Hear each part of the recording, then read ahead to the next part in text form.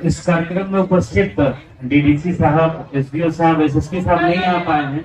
एक वीसी उनकी हो गई तो वो नहीं आ पाए हैं, दूसरे प्रोग्राम में संभवतः ज्वाइन करेंगे। यहाँ इस पंचायत के मुखिया जी उपस्थित हैं, जिला परिषद सदस्य, अन्य जो पंचायती राज संस्थाओं के हमारे सम्मानित सदस्य हैं, सभी उपस्थित हैं। काफी संख्या में यहाँ लोग उपस्थित हैं, महिलाएं काफी संख्या में हैं और स्कूल के प्रांगण में चूंकि ये कार्यक्रम हो रहा है तो बहुत सारे स्कूली बच्चे भी दिख रहे हैं। तो सभी पदाधिकारियों का, सभी जनप्रतिनिधियों का, हमारे मीडिया के बंधुओं का और जो भी पार्टिसिपेंट हैं, सभी का मैं अभिनंदन करता हूं, स्वागत करता हूं इस जनसंवाद कार्यक्रम में। जनसंवाद कार्यक्रम सरकार के द्वारा सभी प्रखंडों में जो है आयोजित किया जाना है। प्रत्येक प्रखंड के 2 स्थानों पर जिला पदाधिकारी अपनी टीम के साथ जाएंगे, 2 अन्य स्थानों पर बीडीओ, सीओ और ब्लॉक की टीम जाएंगी, 1 स्थान पर एसडीओ साहब को भी करना है। तो प्रत्येक प्रखंड के 5 स्थानों पर यह कार्यक्रम हो रहा है। इसमें जो आपके सुझाव प्राप्त होंगे, जो जिला से हमारे कर्मी आए हुए हैं, जिला पदाधिकारी के ऑफिस से, वो सारे आपके सुझावों को नोट कर रहे हैं और फिर उसको हम लोग लिखित रूप से, और इसकी वीसी भी होती है, हम लोग संबंधित विभाग को, मुख्य सचिव महोदय को और विभाग के वरीय पदाधिकारी को हम लोग अवगत कराएंगे। जन संवाद का उद्देश्य हम लोगों को समझना होगा। ये हम लोगों को समझना होगा कि पिछले कई सालों में, 10-15 सालों में काफी काम जो है सरकार ने किया है और उसका परिणाम हम लोगों को बहुत अच्छे से दिखता है।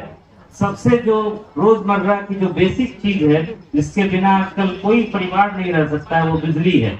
आज से 5-7 साल पहले कोई अगर बोलता कि गांव में, सुदूर गांव में, चाहे वो दियारा का गांव हो या टाल का गांव हो या एकदम जो है शहर से 50 किलोमीटर दूर गांव हो, तो वो अगर गांव में कहीं कोई समस्या, अगर बिजली की नहीं रहेगी और 20 से 22 घंटे बिजली की सप्लाई रहेगी, तो लोगों को लगता है कि ऐसे ही जो है कोई बात बोल रहा है। लेकिन आज ये रियलिटी है।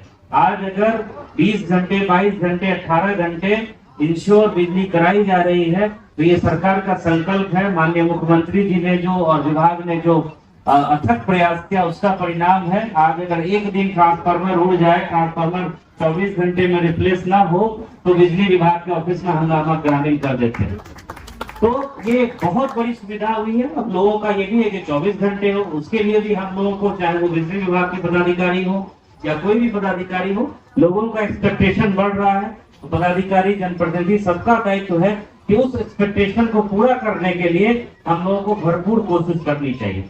लेकिन ये भी बात है कि सब कुछ एक दिन में नहीं होता है, सब कुछ तुरंत नहीं हो सकता है, चीजों को होने में समय लगता है। जैसे शिक्षा के बारे में, और सबसे बेसिक चीज है शिक्षा, स्वास्थ्य, इसकी हम लोग बात करें, सबसे बेसिक चीज है। हम लोग सब लोग जानते हैं, खास करके जो हायर एजुकेशन है, +2, 10+2 का, 11 का, 9, 10 का, शिक्षकों की भारी कमी है। लेकिन अभी एक अभूतपूर्व काम हुआ है। सरकार ने 1,70,000 शिक्षकों की बहाली एक साथ निकाली और बीपीएससी ने बहुत अच्छे से एग्जाम कंडक्ट कराया।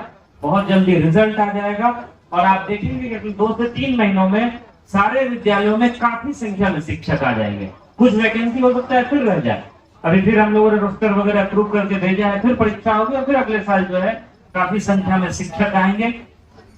अभी सभी विद्यालयों में रंग रोगन, साफ सफाई करने के लिए शिक्षा विभाग की तरफ से विद्यालयों में छात्र छात्राओं की संख्या के आधार पर 10,000 से लेकर के 1 लाख रुपया प्रधानाध्यापकों को दिया गया है।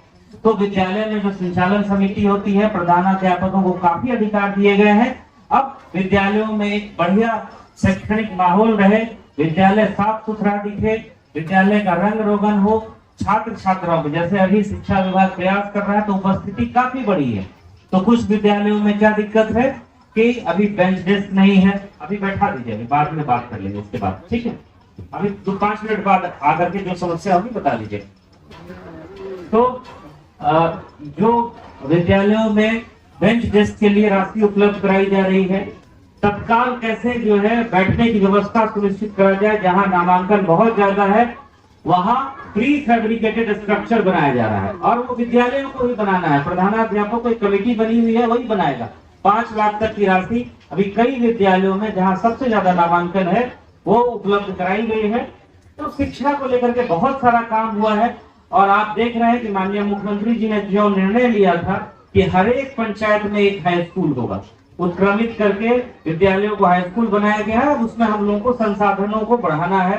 पिछले 2 साल में कोरोना की अवधि में सबसे ज्यादा कोई प्रभावित हुआ तो स्कूल हुआ। सारे स्कूल कॉलेज बंद हो गए, अब फिर गति पकड़ा है। और जितना सहयोग हम लोगों से बन पड़े, चाहे वो जनप्रतिनिधि हो, सामान्य लोग हो, सामाजिक कार्यकर्ता हो, पदाधिकारी हो, किसी भी विभाग के कर्मी हो, स्कूल और स्वास्थ्य सुविधा ऐसी बेसिक चीज है जिससे हम लोगों को अपना भरपूर जो है सहयोग देना चाहिए। और लगातार इसके लिए प्रयास भी हो रहा है। आप लोग जान रहे हैं कि बोराडीह में जो है यहाँ का सामुदायिक स्वास्थ्य केंद्र, जो प्रखंड का अस्पताल होता है, नहीं था। और इसमें क्या था कि जमीन नहीं मिल रही थी, तो हम लोगों ने जमीन दिलवाया। ये बहुत तेज गति से निर्माण भी हो रहा है और हम लोग उम्मीद करते हैं कि अगले 6 महीने में 30 बेड का सामुदायिक स्वास्थ्य केंद्र जो है ये शुरू हो जाएगा। उसमें बहुत तेज गति से काम चल रहा है। तो कई विभागों में कई प्रयास, और कई सारे विभागों ने, कुछ विभागों ने, सब लोग तो नहीं बता पाए। और आजकल इंटरनेट का जमाना है, सोशल मीडिया का जमाना है। आप जाइए उस विभाग के साइट पर, सोशल मीडिया पर आप उस विभाग के स्कीम को देखिए, जो आपको सूट करता है आप उसका लाभ उठाइए। काफी संख्या में महिलाएं हैं जो मुख्यमंत्री कन्या उत्थान योजना, जैसे हम देखेंगे कि वहाँ फ्लैक्स भी लगा हुआ है। जब लड़की जन्म लेती है और जब लड़की ग्रेजुएट होती है, हर एक लेवल पर लड़कियों को आगे बढ़ाने के लिए माननीय मुख्यमंत्री जी ने जो संकल्प लिया था, उसके लिए पूरी एक स्कीम है। लड़की जन्म लेती है तब पैसा मिलता है, आधार रजिस्ट्रेशन होता है, टीकाकरण होता है।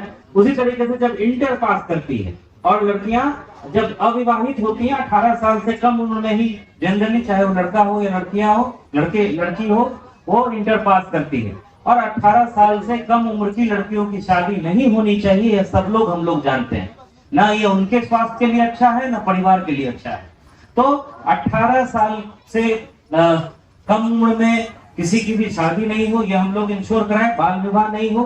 कन्या उत्थान योजना के अंतर्गत अविवाहित लड़की जो इंटर पास करती है, 25,000 रुपया सीधा खाते में उसको सरकार जो है शिक्षा विभाग के माध्यम से देती है।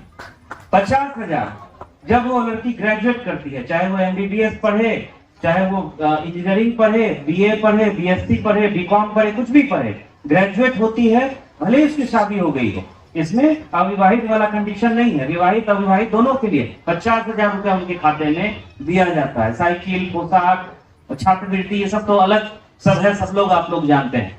इसका मूल उद्देश्य क्या है, ये मैं हर एक जनसभा में बोलता हूँ कि अगर एक पुरुष पढ़ता है, एक पुरुष आगे बढ़ता है, तो ये देखा गया है कि एक व्यक्ति आगे बढ़ता है। एक महिला जब पढ़ती है, पूरे परिवार को लेकर के आगे बढ़ती है। और यही सोच के साथ जो माननीय मुख्यमंत्री जी ने कई सालों पहले ये कन्या उत्थान योजना वो लेकर के आए, और भी बहुत सारी, चाहे आप जीविका को देख लीजिए, 1 करोड़ से ज्यादा महिलाएं, जो हो सकता है कम पढ़ी लिखी हो, और आज इतनी संख्या में महिलाएं आई हैं, कोई सोच नहीं सकता है कि 10-15 साल पहले महिलाएं घर से निकले। और जितनी कॉन्फिडेंस के साथ वो जो है बातें अपनी रखती है, बहुत सारा टेक्नोलॉजी के साथ मोबाइल का उपयोग, जो नवीन संचार के तंत्र है उनके माध्यम से अपने को अपडेट रखना, ये बहुत बड़ा काम हुआ है। और अब हम लोगों का दायित्व है कि जो एक प्लेटफॉर्म हम लोगों को मिल गया है। समस्याएं हैं, जैसे आपने नल जल के बारे में बताया, हमारे PhD इंजीनियर साहब बैठे हुए हैं कि PhD में अभी भी कुछ घर छूटे हुए हैं, कुछ जगह वार्ड में समस्या है, कहीं पाइप की लीकेज है। और आप सब लोगों को पता है कि अब सारा जो पंचायती राज विभाग ने भी काम किया है, वो भी PhD को दे दिया गया है। इन लोगों का भी DPR वगैरह बन रहा है, टेंडर करके बहुत जल्दी जो छूटे हुए घर हैं, जहां जो दिक्कत है, वो नल जल की सुविधा करवा दी जाएगी। नली गली को लेकर के इसमें भी अब देखिए मैक्सिमम पैसा त्रिस्तरीय पंचायती राज संस्थाओं के पास ही है, चाहे वो पंचायत में मुखिया जी के पास हो, पंचायत समिति सदस्य में हो, या जिला परिषद जो होता है जिसमें जिला, आप ही लोगों को, चाहे वो नली गली बनानी हो या जो सोलर स्ट्रीट लाइट का, गांव भी अब शहर की तरह चमके। हर एक वार्ड में जो है 10 से 12 सोलर लाइट लगना है। सोलर एनर्जी का उपयोग करके कोई बिजली बिल नहीं होगा और गांव भी शहर की तरह रात में जगमग होगा। ये सारे प्रयास जो है सरकार, माननीय मुख्यमंत्री जी कर रहे हैं। बस हम लोगों को ये ध्यान देना है कि जो समस्याएं हैं उनका समुचित निराकरण हो। और आप लोग सब लोग जानते हैं कि माननीय मुख्यमंत्री जी ने 2016 में लोक शिकायत निवारण अधिनियम लाया, और उसमें अनुमंडल में एक SDO के स्तर के पदाधिकारी बैठते हैं। वहां आप अपनी कोई भी शिकायत लेके जाइए, आपको रिसीविंग मिलेगी। जिस डेट को सुनवाई होगी और जिस पदाधिकारी या जिस कार्यालय के विरुद्ध शिकायत है उसके पदाधिकारी रहेंगे और आपके सामने में सुनवाई होगी। इसका भरपूर लाभ उठाइए। इसमें प्रथम अपील, द्वितीय अपील का प्रोविजन है। प्रथम अपील एक एडीएम रैंक के अलग पदाधिकारी हैं, वो सुनेंगे। द्वितीय अपील में डीएम के पास आता है। और अगर द्वितीय अपील में हम ये देखते हैं, जिला पदाधिकारी ये देखते हैं कि किसी पदाधिकारी ने जानबूझ करके कोई लाभ पहुंचाने में लापरवाही बरती है, गड़बड़ी बरती है, तो 5,000 रुपया तक उनकी सैलरी से वसूली का अधिकार डीएम को जो है दंड लगाने का अधिकार दिया गया है। तो लोक शिकायत निवारण अधिनियम का भरपूर उपयोग करना चाहिए। पेंशन में काफी काम हुआ है। आप लोग सब लोग को याद होगा कि पहले पंचायत सचिव कैश लेकर के आते थे, किसी को मिला नहीं मिला, गड़बड़ी हुई, अब 3-3 महीने पे खाते में पैसा जाता है। और जीवन प्रमाणीकरण आप लोगों को कराना है। हर एक साल जिनको पेंशन मिल रहा है उनको ब्लॉक में, अपने नजदीक के सीएससी पे, जिला में, जहां आपको नजदीक पड़े वहां जाकर के आप अपने जीवन प्रमाणीकरण करिए। आप ऑनलाइन आप आवेदन डाल सकते हैं, ऑनलाइन स्वीकृति होगी, खाते में पैसा आएगा। वैसे एडीएसएस साहब ने बताया होगा कि 16 तारीख से फिर कैंप लग रहा है सभी पंचायतों में, जो अभी भी छूट गए, वहां अपना रजिस्ट्रेशन कराइए और आपको जो है स्वीकृति के बाद, अगर आप सुयोग्य हैं उस श्रेणी में, 60 साल से ऊपर, अब एपीएल बीपीएल सब खत्म हो गया है, मुख्यमंत्री वृद्धजन पेंशन योजना के तहत सबको जो है 400 रुपया प्रति माह 3 माह पर पेंशन दिया जाता है। तो संक्षेप में मैं यही कहूंगा कि विभिन्न विभाग की स्कीम्स का जो आपको सूट करता है, जैसे एक बहुत क्रांतिकारी स्कीम है मुख्यमंत्री उद्यमी योजना। देखिए, सबको सरकारी नौकरी नहीं मिल सकती। वैसे आप लोग जान रहे हैं कि हर एक विभाग में जो है अब तेजी से बहाली हो रही है और सबसे अच्छी बात है कि 1/3 से ज्यादा नौकरियां महिलाओं के लिए आरक्षित है। महिलाएं कंधे से कंधा मिला करके आगे बढ़ रही हैं और इसका परिणाम हम लोगों को 10-15 साल बाद दिखेगा, जो हम लोगों का समाज का डेवलपमेंट होगा। इस जीविका के माध्यम से जो महिलाएं बचत कर रही हैं, जब जरूरत पड़ रही है लोन लेकर के अपने बच्चों को पढ़ा रही हैं, चाहे इलाज कराना हो, कोई विपरीत परिस्थिति आ गई, तो ये बहुत सारे प्रयास किए गए हैं। अब हम लोगों को खुद सशक्त करना होगा। मुख्यमंत्री उद्यमी योजना है, 10 लाख तक का लोन, 5 लाख सब्सिडी, 5 लाख जो है सिंपल इंटरेस्ट पे आपको मिलेगा।